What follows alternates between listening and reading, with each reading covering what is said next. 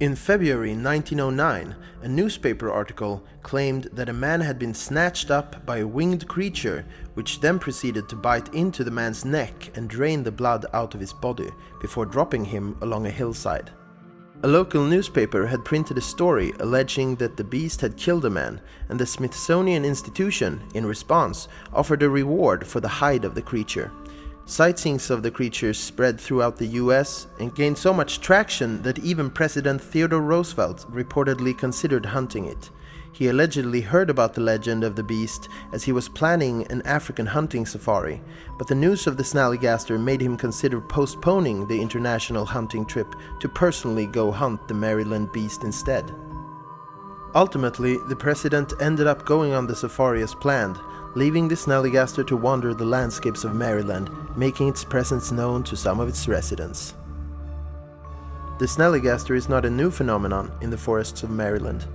The early settlers had told stories for hundreds of years of a beast that stole chickens and other small farm animals and was generally viewed as a pest by farmers in the region.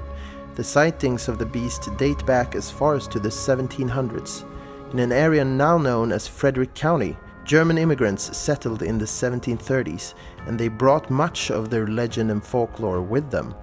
At the time, there were several accounts of their communities being harassed and attacked by a monster known as the Schnellergeist, meaning quick spirit in German. Stories of the Snallygaster persisted well throughout the 1900s. When a story of a man who was carried off and drained of his blood was reported in the local newspaper Maryland Valley Register, it was requested that local residents who happened to spot the creature should provide as detailed and accurate descriptions as possible of what they saw for scientific purposes. Soon a report came in from two local residents claiming to have seen the beast, just east of a town called Braddock Heights, flying about 25 feet off the ground. Their sighting confirmed the descriptions published in the paper the previous week. The earliest folklore combines the half-bird features with nightmarish features of demons and ghouls, and this version of the monster is also said to have sucked the blood of its victims, residing deep in the caves of a place called South Mountain.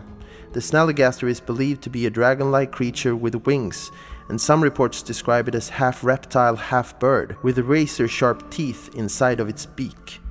It was first sighted in Maryland by a man operating a brick-burning kiln near the city of Cumberland.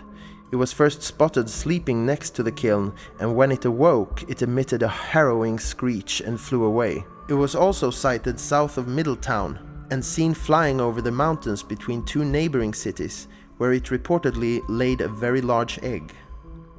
It has been said that the Snallygaster swoops down from the sky to snatch farm animals, pets, and even small children, carrying them off into the distance.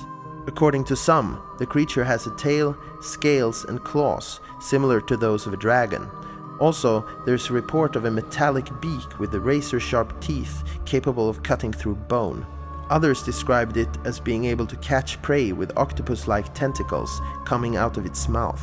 According to some accounts, the Snallygaster is said to have only one eye, whereas others attest that it has dozens of eyes. On occasion, the creature has been described as semi-aquatic, with tentacles not only protruding from its face, but also from its body.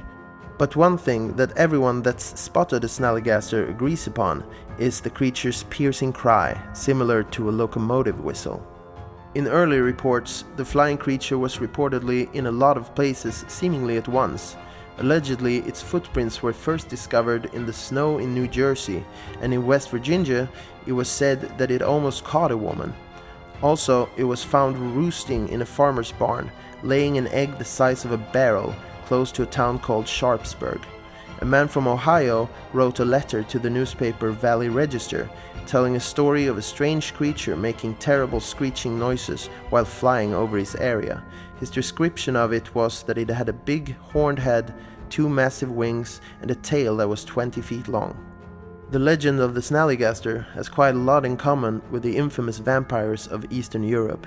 While the beast sometimes consumes its prey like a normal predator, there's also several reports of it sucking and drinking the blood of its victims. Attacks from the Snallygaster typically happen to people who had strayed a bit too far from home. According to some reports, the Snallygaster only seemed to want to eat human flesh for several months back in 1909. The beast has even been said to have spoken in human tongue, saying to a person nearby that "I haven't had a good drink since I was killed in the Battle of Chickamauga." Many people would paint symbols on their barns in hopes of warding off the Snallygaster, because according to legend, this would keep the beast at bay, thus protecting your livestock, your children, and your land. The painted symbol consisted of a star that was 7-pointed. It was drawn onto the house, making it visible from the outside, so that the creature would know to leave you alone. This ritual comes from the Pennsylvania Dutch tradition of so-called hex signs, which were symmetrical shapes, usually stars, meant to ward off evil. Some barns in the area still feature a 7-pointed star to this day, just in case the Snallygaster is out there lurking. Detailed reports of the sightings were published by the local paper, the Middletown Valley Register. They painted a gruesome picture of the dangerous mountain regions of the area. It was presumed that this new beast had been hatched from an egg that was reported a generation prior. Other papers jumped on. The Baltimore Sun and Washington Post published several articles. As public interest soared, the pressure to catch or photograph the Snallygaster increased. Even National Geographic was getting ready for an expedition to capture it on film. As it seems, the Snallygaster isn't the only terrifying creature roaming the county of Maryland. The Dwayyo, or Dwayyo, is said to be a widely known enemy. This creature is reported to be a large mammal, described as a bloodthirsty beast with features similar to an immense wolf. It walks on 2 legs like a person and has the stature of a human. There has been reports of vicious encounters of the Dwayyo and the Snallygaster dating back all the way to the early settlement of the Middletown Valley, and has also been seen in neighboring towns that the Snallygaster supposedly roams. According to legend, whenever the two beasts meet, a vicious battle follows, and the rivals have reportedly been seen fighting for several centuries. The Dwayyos aren't particularly fond of humans either. They are known to hunt us the same way the Snallygaster does, though there's no telling how often the locals encounter it. As recently as in 1965, sightings of the Dwayyo have been reported. One of the last sightings occurred in Frederick County in March 1909. 3 men said that they had fought the creature just outside a railroad station for approximately an hour and a half and later chased it into the woods of Carroll County. After this incident, there were no more sightings of the mysterious beast for the next 23 years, before it once again appeared in Frederick County, Maryland. According to the first reports, the Snallygaster was spotted just below South Mountain in Washington County. In an attempt by the Baltimore Sun to avert a panic, they reported the Snallygaster's apparent death in November 1932. For a few decades, the notions of the beast went quiet until it popped up again in 1953, when it was rumored that the creature had been killed by its rival, the Dwayyo. The next thing that was heard about the Snallygaster is that it had died in Washington County when it was overcome by the fumes of a moonshine still and apparently fell from the sky into a 2,500-gallon vat of alcohol. According to the story, revenue agents soon thereafter arrived and destroyed both the vat and the carcass of the monster. A vague, shadowy photo of the dead creature accompanied a dubious account of how it had perished in a vat of whiskey mash on a Baltimore County farm. By a suspicious coincidence, the report stated that federal prohibition officers had inadvertently blew up the still before the carcass could be properly examined. It was presumed at the time that the life expectancy of a Snallygaster was estimated to be around 20 years, so the new sightings might be from the potential offspring of the 1909 creature. The reappearance of the monster coincided with the prohibition. In the forests and mountains of northern Maryland, moonshiners reignited the old story in an effort to scare off revenue agents and as an attempt to explain the sounds of bending metal and explosions that came from their still at nighttime as being the sounds of the feared Snallygaster. Here follow some possible explanations to the phenomenon of the Snallygaster. The Maryland area hosted a wide variety of travelers moving across both land and sea, since it is a coastal Mideastern state. In the port of Baltimore, sailors regularly stopped to tell their tales, and to reach the nation's capital, anyone coming from the north had to pass through Maryland. Because of the state's fluid population, it's easy to see why the story of the Snallygaster may have changed over the years. Another possible explanation behind this myth is that while Snallygaster sightings were relatively sporadic, the legend was kept alive during the 1800s for the purpose of frightening the enslaved people into remaining in the area. The reports specified for a time that the Snallygaster preferred to prey upon young black children who departed into the woods.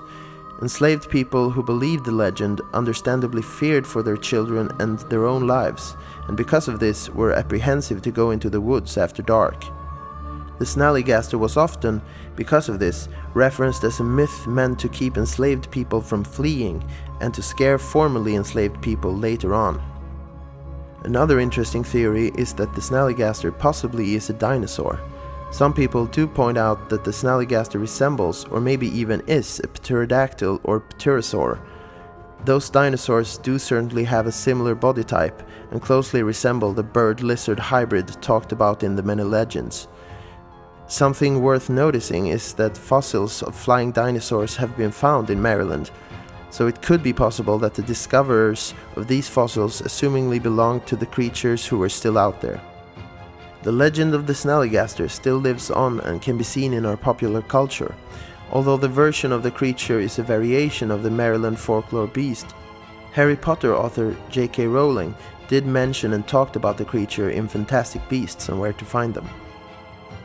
Maryland has now embraced the legend, and there is now a yearly beer festival called the Snallygaster Beastly Beer Jamboree.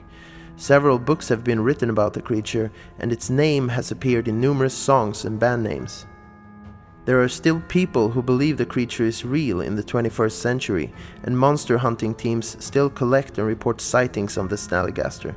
In the case that it should venture out in search of a new victim, some of these groups even set up patrols to try to catch the monster. They haven't had any luck so far. Which explanation do you find most likely?